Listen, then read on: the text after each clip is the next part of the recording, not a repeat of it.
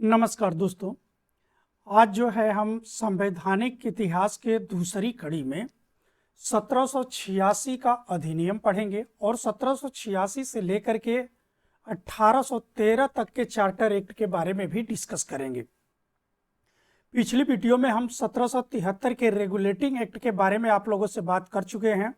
तो चलिए हम देखते हैं कि 1786 का जो अधिनियम था इसमें क्या प्रावधान किए गए थे और जो है ये किन किन मुद्दों पे जो है आगे बढ़ा।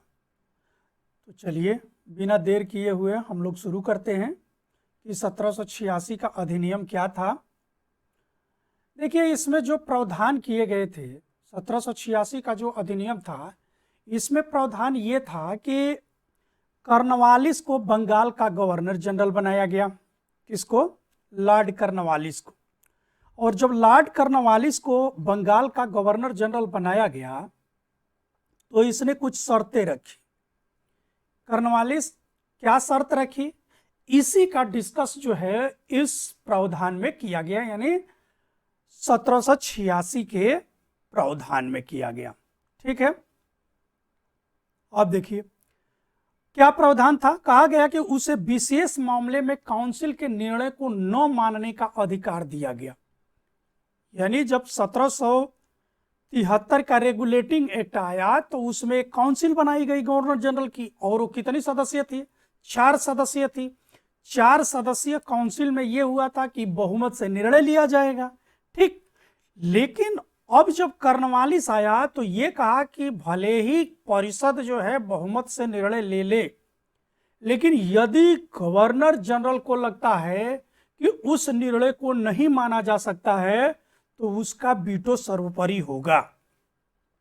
और इसी का प्रावधान किया गया 1786 के अधिनियम में।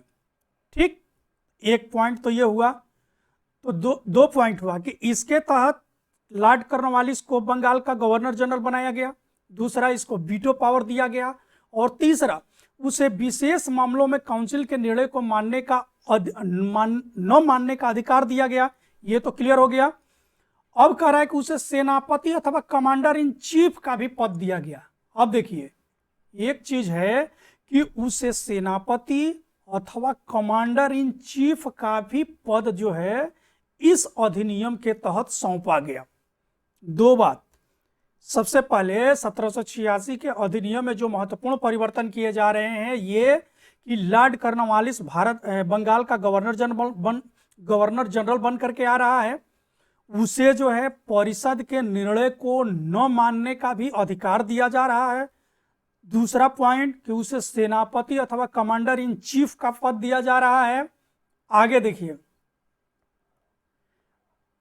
आगे जो है इसी प्रावधान के तहत अब कंपनी का गवर्नर जनरल बन करके लॉर्ड कॉर्नवालिस आ गया और उसने जो है तमाम तरह के ऐसे सुधार किए जो आगे चल करके नजीर बना।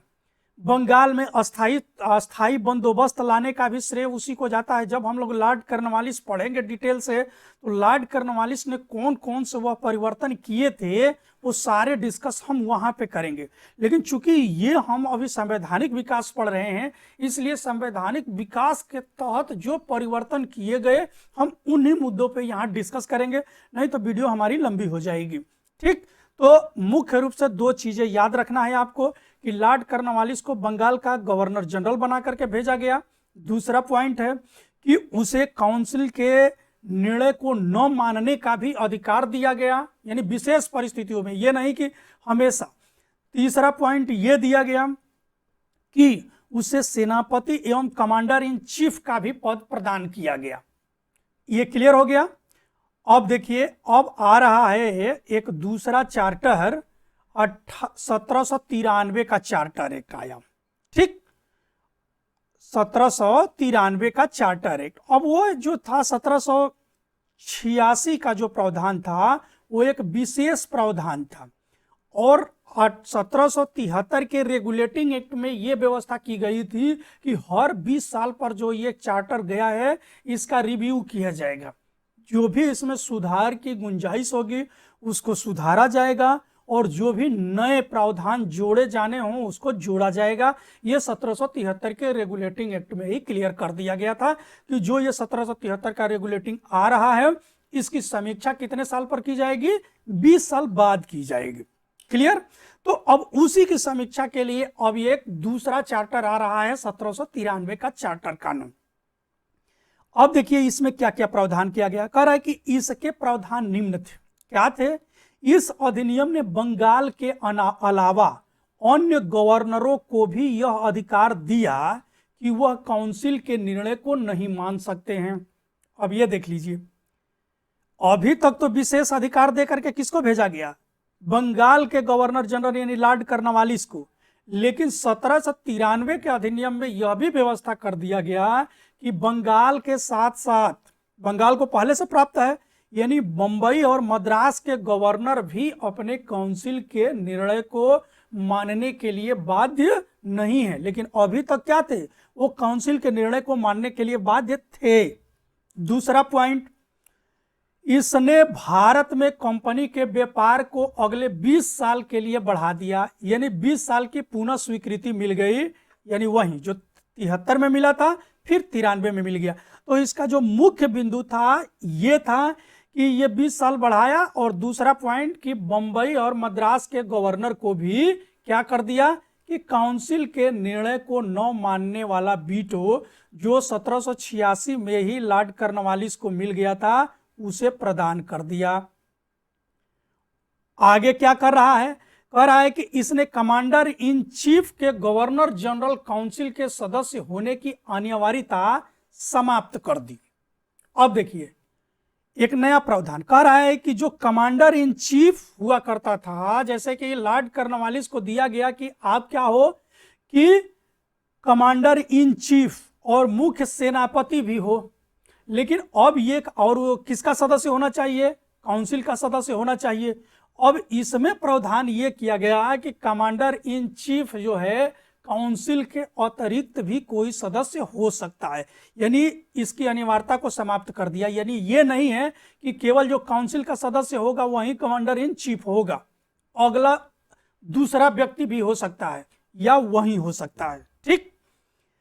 इसने प्रावधान किया कि बोर्ड ऑफ कंट्रोल के सदस्यों तथा उसके कर्मचारियों को भारतीय राजस्व से ही भुगतान किया जाए। देखिए ये एक बड़ा परिवर्तन हो रहा है। कह रहा है कि इसने ये प्रावधान किया कि बोर्ड ऑफ कंट्रोल के सदस्यों तथा उसके कर्मचारियों को भारतीय राजस्व से भुगतान किया जाए। अभी तक जो बोर्ड ऑफ कंट्रोल, यानी बोर्ड ऑफ कंट्रोल कहां बैठ रहा है, बोर्ड ऑफ कंट्रोल बैठ रहा है लंदन में, इंग्लैंड में। अभी तक उनके जो कर्मचारी थे या सदस्य थे उनका वेतन कहां से मिलता था, इंग्लैंड की निधि से मिलता था। लेकिन अब व्यवस्था ये की गई कि जो उसके सदस्य हैं या उसके ऑफिस में जो कर्मचारी हैं वो कार्य कर रहे हैं, उनका भी वेतन जो कंपनी के द्वारा वसूल करके या ला करके इंग्लैंड में पहुंचाया जाएगा उसी में से दिया जाएगा। ठीक। तो देख लीजिए ये 3 बड़े प्रावधान किए गए। क्या? पहला प्रावधान ये किया गया कि इसके कार्यकाल को 20 साल के लिए बढ़ा दिया गया, 20 वर्ष के लिए बढ़ा दिया गया। दूसरा प्रावधान किया गया कि कमांडर इन चीफ कोई भी हो सकता है, कमांडर कोई हो सकता है, काउंसिल का कोई जरूरी नहीं है।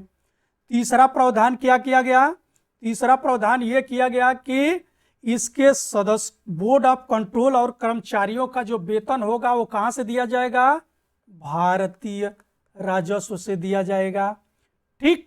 तो ये 3 बड़े प्रावधान किए गए 1793 के चार्टर एक्ट में। अब ये क्लियर हो गया होगा आप लोगों को। और यही चीज जो है आपके एग्जाम में, जैसे आईएएस का पेपर दे रहे हैं या यूजीसी नेट का पेपर दे रहे हैं, तो 2 इसमें से देगा और 1 नहीं देगा, और आपसे पूछ लेगा कि कौन सा प्रावधान इसमें नहीं किया गया था या कौन से प्रावधान इसमें किए गए थे। यदि आप क्लियर कट इनके सारे प्रावधान को नहीं समझे हैं तो प्रश्न आप नहीं कर पाएंगे। चलिए अब हम चलते हैं एक महत्वपूर्ण चार्टर अधिनियम 1813 के। अब 1813 के चार्टर एक्ट में क्या क्या प्रावधान थे, 1813 का चार्टर एक्ट जो है किन किन प्रावधानों में महत्वपूर्ण था, इस पर हम विचार करेंगे। तो देखिए 1793 के चार्टर को 20 साल बढ़ाया गया। अब रिव्यू इसका कब होगा? 1813 में। तो 1813 का चार्टर आ गया है। इसमें क्या प्रावधान किया गया कि इस कानून ने भारत में कंपनी के व्यापारिक एकाधिकार को समाप्त कर दिया। सबसे पहला काम किया कि कंपनी के व्यापारिक एकाधिकार को इसने समाप्त कर दिया। यानी अब क्या व्यवस्था हुआ इसके तहत? इसके तहत व्यवस्था ये हुई कि अब इंग्लैंड की कोई भी कंपनी भारत में आकर के व्यापार वाणिज्य कर सकती है। यानी केवल ईस्ट इंडिया कंपनी ही भारत में व्यापार वाणिज्य नहीं करेगी, कोई अन्य कंपनी भी आकर के भारत में व्यापार वाणिज्य कर सकती है। पहला काम। दूसरा, इसने अन्य लोगों के लिए व्यापार के रास्ते खोल दिए, परंतु चीन एवं चाय के व्यापार पर कंपनी का एकाधिकार बना रहा। देखिए, यह काम तो किया कि अन्य लोग भी आकर के भारत में व्यापार वाणिज्य कर सकते हैं, लेकिन इसने दो विशेषाधिकार अपने पास रखा। इस कंपनी ने दो विशेषाधिकार अपने पास रखा। पहला क्या कह रहा है कि ये चीन के साथ व्यापार कोई दूसरी कंपनी नहीं करेगी और चाय का भी व्यापार कोई दूसरी कंपनी नहीं करेगी। ये विशेषाधिकार किसके पास रहा? ईस्ट इंडिया कंपनी के पास ही बना रहा। ठीक, तो 2 पॉइंट याद रखिए। अब यहीं से प्रश्न पूछता है कि किस चार्टर एक्ट के तहत कंपनी के व्यापारिक एकाधिकार को समाप्त कर दिया गया? 1813 के चार्टर एक्ट। किस अधिनियम के तहत चीन और चाय का व्यापार कंपनी के पास बना रहा? 1813 के चार्टर एक्ट। अब यहीं से घुमा करके थोड़ा सा क्वेश्चन पूछ देगा कि किस चार्टर एक्ट के तहत कंपनी के संपूर्ण व्यापारिक एकाधिकार को समाप्त किया? तो यह किया गया है 1833 के चार्टर एक्ट में, यहां नहीं है। तो आपसे पूछा जाएगा कि कंपनी के व्यापारिक एकाधिकार को कब समाप्त किया गया? 1813 के चार्टर एक्ट में। कंपनी के संपूर्ण व्यापारिक एकाधिकार को कब समाप्त किया गया? 1833 के चार्टर एक्ट में। यहां बिल्कुल कंफ्यूज नहीं होना है। यदि आप यहां कंफ्यूज हुए, तुरंत क्वेश्चन गलत हो जाएगा, और यह क्वेश्चन जो है बार बार रिपीट करता है हर एग्जाम में। तो यहां आप अपना कॉन्सेप्ट बिल्कुल क्लियर रखिए। अब देखिए, अब यह दूसरा प्रश्न यहां से बनता है, कह रहा है कि इसके द्वारा भारत में ईसाई मिशनरियों को भारत में अपने धर्म के प्रचार प्रसार की छूट मिली। 1813 के चार्टर एक्ट में ईसाई मिशनरियों को उनके धर्म के प्रचार प्रसार की छूट मिल गई। तो आपसे यह प्रश्न पूछा जाएगा कि किस चार्टर के तहत ईसाई मिशनरियों को भारत में अपने धर्म के प्रचार प्रसार की छूट दी गई? तो ये कब है? 1813 का चार्टर एक्ट। खूब पूछता है। अब देखिए, अगला है कि इसके द्वारा शिक्षा के लिए पहली बार 1 लाख फंड का प्रावधान किया गया। यानी भारतीयों की शिक्षा कैसे हो, किस तरह से शिक्षा उनको दी जाए, इसके लिए पहली बार कंपनी ने 1 लाख रुपए का फंड की व्यवस्था की।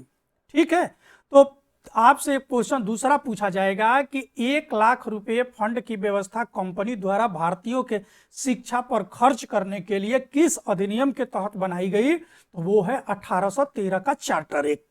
क्लियर? अब दूसरी बात कह रहा है कि इस अधिनियम के द्वारा स्थानीय सरकारों को व्यक्तियों पर कर लगाने की छूट एवं न देने पर दंड का प्रावधान किया गया। तो 1813 के चार्टर एक्ट में एक दूसरा परिवर्तन क्या किया जा रहा है कि जो स्थानीय निकाय हैं, यानी जैसे नगर निगम हो गए, नगर परिषद हो गए, ये जो संस्थाएं हैं ये स्थानीय लोगों पे कर लगा सकती हैं। साथ ही यदि कोई व्यक्ति कर नहीं दे रहा है तो उसको दंड भी दे सकती हैं। ये प्रावधान भी किया गया किसमें? 1813 के चार्टर एक्ट में। तो अब 1813 का चार्टर आप लोगों को क्लियर हो गया होगा। 1813 के चार्टर से जो जो प्रश्न बने मैंने उनको क्लियर किया। सबसे पहला कि 1813 के चार्टर एक्ट में कंपनी के व्यापारिक एकाधिकार को समाप्त किया गया, संपूर्ण एकाधिकार को नहीं। चीन और चाय के साथ व्यापार उसका बना रहा। ईसाई मिशनरियों को उसको धर्म प्रचार करने की छूट मिली। शिक्षा के लिए 1 लाख फंड का व्यवस्था किया गया और स्थानीय सरकारों को कर लगाने एवं दंड देने की छूट प्रदान कर दी गई। क्लियर हुआ?